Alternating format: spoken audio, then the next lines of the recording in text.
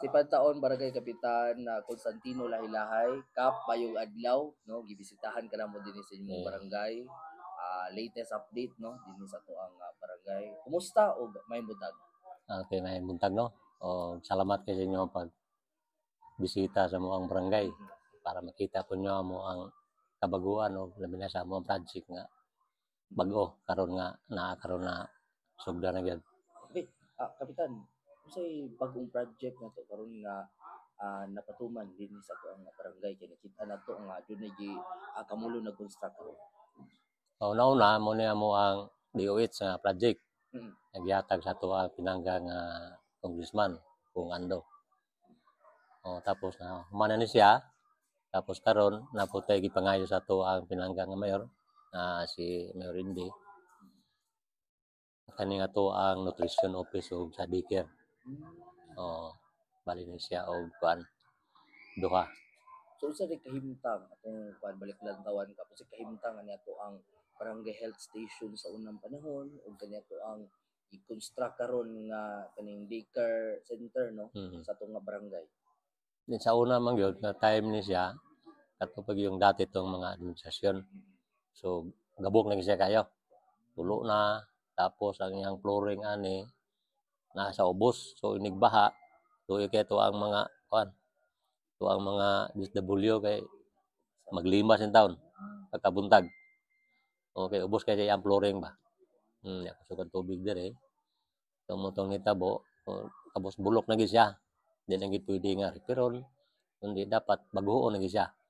So moto ato ang ipinikamutan nga maka mangayo ta sa to ang kuan mayor motong wala gid niya hikaw gihatag niya mo ni karon nga ongoing na gyud ang project. So di man nato di man nato ikalimod medyo layo gid mo sa syudad no ug ato mga katawhan din ni nanginahanglan jud sa mga serbisyo medikal nato labi na kanato ang kuan health station kung sa human sa mga katawhan labi na dinhi sa atong barangay labi nagmaabli na ni atong health station. Kani gyud nga kuan mapasalamaton gyud kayo ang mga tawo nga nanay bag-o nga ato ang kuan DOH. Kay katong niagi nga mga tuig nga wala pa ni apiki gid ang lugar kay gamay gid siya. Kayo pitos kayo. So karon naa ni siya dako-dako na gini una nga usapon nga nangandoy na mga tawo og ato amo ang kuan DSW nga ma-open ang tag para magamit na maong sama sa mga gipang ablihan nato ni IG kompleto serkados papudnip labi na pag-abli nini nanabay mga tambal mga gikinahanglan no possible. Kani sa base sa kuan ako ang hibalaan ni kuan congressman Ando nga iya gining iplastaran og mga aparato. Mo siro ni usapon ni nga wala dahil na open tungod kay pagkakaroon wala pa magini siya sulod ya. So usapon na siguro nga gyapon gi prepare siguro na mabutangan lang mga aparato dia kay naman guni siya birthing gyapon. Na pwede na diha mga anak. So atong mga katawhan sa umaabot di na mag-kuan sa sentro. Di na gyud maglisod.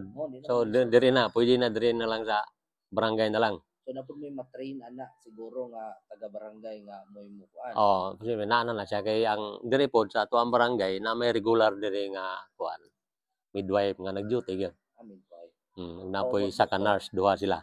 So posible kung nana siguro ikuan diya, na lagi doktor nga pag-anihan mag-anihan siguro. Ug napoy nurse. Duha na sila na naa diri ga duty gyapon. So regular gina sila nga mo duty sa murag state nila sa kabulan murag na 1 week nga state sila nga mo duty. So mas gipaduol na to mga serbisyo. Una nga gyud ang mga tao di na gid maglisod ba kung naay mga problema kaya nga tuwa diri pod sa kuan sa DSW adlaw gini nga naa diri ka duty. Naa gid sila. Naray kuan bisag mga minor na lang nga kuan problema mga garas-garas makaya na nila kana kay naa gid sila diri kada adlaw. Duty man nila. Kawas na to ang kuan mga bag-ong infrastruktura dinhi sa barangay sa pailaing nga mga proyekto na natagamtaman nato sa Asenso Administration this pantaon?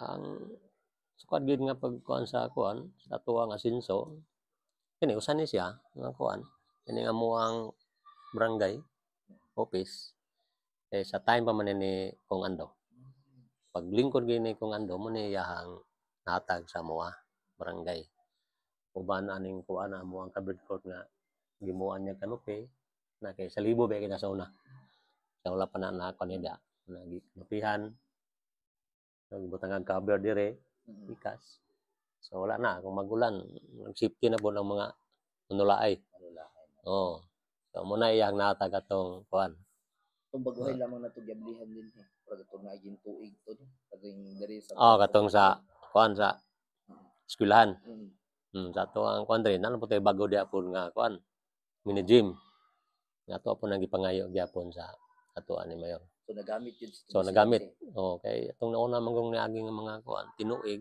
luoy kay itong mga estudyante maestra uban sa ato ang mga bipat kay halos kada na activity sa eskwelahan dalon diri sa ato ang kabid court pag pinasaanay og bangko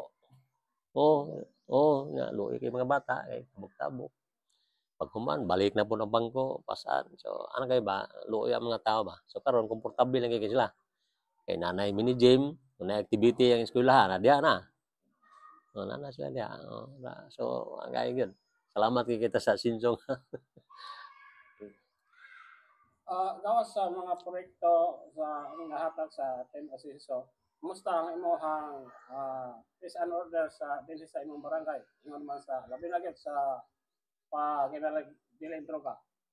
pagkakaroon ginoon mo ginato ang gipahusgan no before ko paglingkod sa barangay ban pod sa pag tabang po sa tuang board member kay diri man siya gikan so usa gina nga mo ang gipangusgan diri gyud nga kung mahimo wala na gyud makasulod nga droga so monitoring na ako ni tanan diri kay 5 ra man ni kapurok ako barangay purok 1 taman sa purok 5 so dali ra kay nimo siya monitoron so labi na sa mga purok kay ako agi nang ang gyud ako agi nang gina-order sa ko ang lipat nga na-sign sa purok nga mo ginalang tutukan kung asa ka nga purok nga na-sign tutukan gina nimo may mga bago na ginabawal mo ginakon yung bagong sulod gud So i-record yun sa record gina ang nay bisan nay mag-abot diri nga standby mga isang semana ako na ginaipa-check ko ang ginako nag-record gikan unsay tuyo nganong naa diha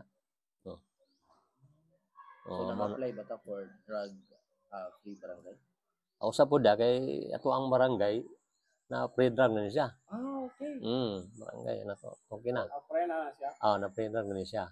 Pero sa alang ka? Itong last year. Last year. 24. Na drug cleared na mo.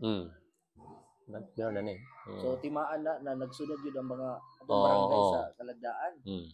So sana lang nga muna nga to kaya to ang barangay na clear naman ni mo na kamutan gina to nga di nagi maka balik pa ang droga kay usan po ng problema ng mga tao gyud no pamilya sa unang panahon magiluoy kayo para mga bungkag na lang ang pamuyo pamilya tungod sa droga muna kita di na kita gusto nga mabalik pa kay ibalo kita nga di mayo muna ako paspas gid ko nga monitor na mao gina akong pangusgan diri sa akong barangay Ari takap sa Bansab batok sa dinggi. Kumusta ang pagpakgang batok sa dinggi dinis barangay Pantaon kay si Mayor Indy Wominal ingon nga nangusog na daghan nagtagong executive order bahin sa pagsugpos dinggi. Kumusta to pagpatuman dinis barangay? Baka karon ginon padayon gini nga kuan. Padayon gini na certain destroy sa mga barangay matagpurok. Tagpurok gyud ako gini gipalihok matagpurok sa mga opisyal. Kung pinsay on duty ang adlaw mo na imo uban magkuan search and destroy so far wala pa tay mga so muna nga pagkakaroon dire para wala pag napiktahan sa dinggi pod na kuan barangay so nagkuanta kani mas nagmatngon ang mga katawan nato ron sa mo gyud kay mahapon rag gitugot man tong magpaso-aso so alas 4 na mong paso na sila lukay ana para nalay kuan sa balay kay okay man nga magdaog gamay. Gato lang mga karton ba na papila na yan. May dagang lukay dire oh. Kay kuan bisag nasa mga Aplan barangay nato namigay Kasos nagyapon oh. Wa pud mo nagkumpiyansa. Mo gyud kay di ba sayon kung masudlang ka nang sagita. Oh, sila pa wa kundi tambal na di una nga ubos sa pagkuan hatag sa ordinance ni Mayor Indy kami ni kamot gyud pud mi nga mapatuman na mo sa mga barangay. Oo, kay luoy po kay mga tao kung mapiktahan po. Okay. Nini kapitan among kaon imong padakop mensahe alang sa mga residente dinhi sa barangay Pantaon, alang usab sa mga lideres sa ato ang Asenso Administration, Mayor Indy Ominal, Congressman Ano Ominal, Governor Henry Ominal, o incoming mayor sa Examis, Mayor-elect Attorney Sam Norman Fuentes. Okay na kami sa barangay Pantaon, masalamaton kami sa Team Asenso. No, labi na ni Kuan, Governor Ominal, o sa ato ang Congressman, kung Ando, sa ato ang Mayor nga, sa Mayor Indy nga karon first nominee sa ato ang Kuan, Asenso Pinoy, party list. So, salamaton kay Tana nga naplastar na to siya. O sa mga proyekto nga nahatag sa ato ang barangay, o labi na sa barangay nga tungod nila makita ginato nga ang kabaguan sa barangay, no? O labi na sa ato karong incoming mayor nga Attorney Sam Fuentes. So malaumon kay puntana nga unsay programa sa ni Mayor Indy ang gyapon parang nakita gyapon na mo nga mapadayon gyapon niya. So kay maayo man. No. Kita mas katawhan nga maayo ang pagdumala, no? Wala tay kasaway na mo na kamutan nato nga unsay programa mapatuma gyapon nato sa matag barangay. Padayon ang suporta. Padayon gyud suporta, no? Kita man nato nga lagi problema mga tao. Labi na sa gihatag nila nga programa, labi na ang pinagi-importante pinagi nga tuwang hospitalization. Nga ilang gimugna nga wala sa uban nga probinsya. Sa tuwa dako kay tabang mga tao gyud akong tanaw. Na tuwagin piningkamutan nga ipadayon nato ang suporta sa ato ang administrasyon kay nakita nato nga naang kayuhan nato sa katawan.